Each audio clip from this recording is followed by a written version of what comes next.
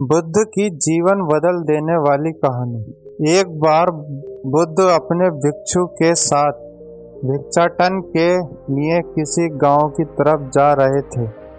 तभी अचानक बुद्ध के पैरों में कांटा लग गया। कांटा इतना तीक्ष्ण था कि चुभते ही रक्त की धार निकलने लगी। बुद्ध के भिक्षु ने रक्त को रोकने के लिए एक कपड़ा फाड़कर बुद्ध के पैर पर बांध दिया। इस घटना को कुछ लोग देख रहे थे जो कि बुद्ध से ईर्ष्या करते थे। उन्होंने बुद्ध से कहा, हम तो तुम्हें परम ज्ञानी समझते थे, लेकिन दर्द को तुम भी सहन नहीं कर सकते हो। तुम पाखंडी हो और ये हमने सिद्ध कर दिया है। ये कांटे हमने ही बिछाए हैं। इस गांव में तुम्हारा स्वागत नहीं, तिरस्कार होगा। इस गांव में तुमको कोई भिक्षा नहीं मिलेगी। बुद्ध ने उन लोगों से अनुरोध किया कि कृपा करके मुझे इस गांव से भिक्षा लेने दो। बुद्ध के ईर्ष्यालुओं ने बुद्ध का उपहास बनाते हुए कहा कि अगर तुम्हें भिक्षाटन के लिए इस गांव में आना है तो तुम्हें अपने रक्त की बलिदान देनी होगी। तुमको इस कांटों के रास्तों से गुजरना होगा। भगवान बुद्ध ने उनकी चुनौती को स्वीकार कर लिया और कांटों के रास्ते पर चलने के लिए अपने कदम बढ़ाने लगे। बुद्ध मुस्कुराते हुए कांटों पर चलने लगे। बुद्ध के साहस को देखकर गांव वाले चकित रह गए। कुछ लोगों की आंखें फटी की फटी रह गईं। गांव वाले सोचने लगे कि बुद्ध भिक्षा के लिए दूसरे गांव भी जा सकते थे, तो फिर कांटों पर चलकर क्या साबित करना चाहते हैं। गांव वाले बुद्ध के इस संदेश को इतनी जल्दी नहीं समझ पाए। यहाँ पर बात भिक्षा की नहीं बल्कि जीवन को बदलने की थी। गांव वालों की भीड़ में एक सुमित नाम का युवक था जो बुद्ध पर हो रहे अत्याचार को देखकर द्रवित हो गया।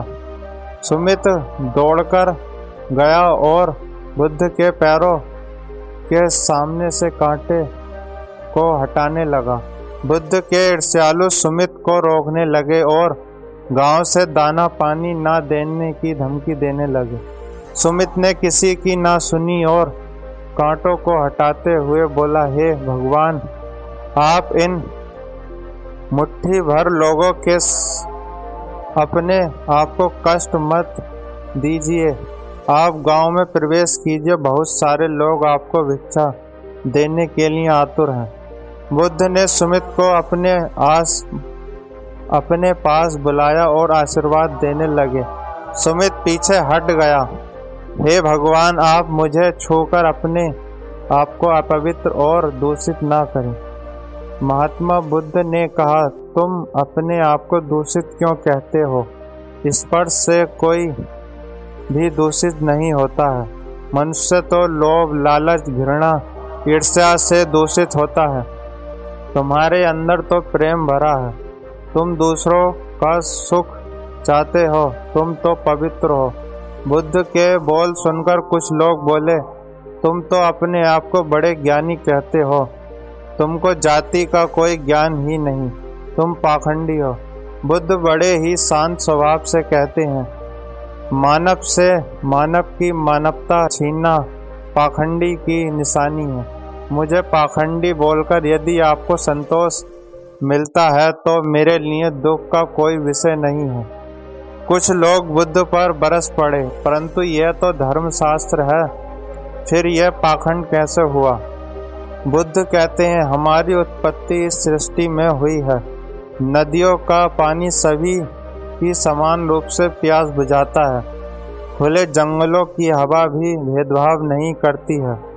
खुला आसमान हमारे पिता के समान हमारी परवरिश करता है। सृष्टिकर्ता ने भी कोई भेदभाव नहीं किया है। फिर हम इंसान कौन होते हैं भेदभाव करने वाले?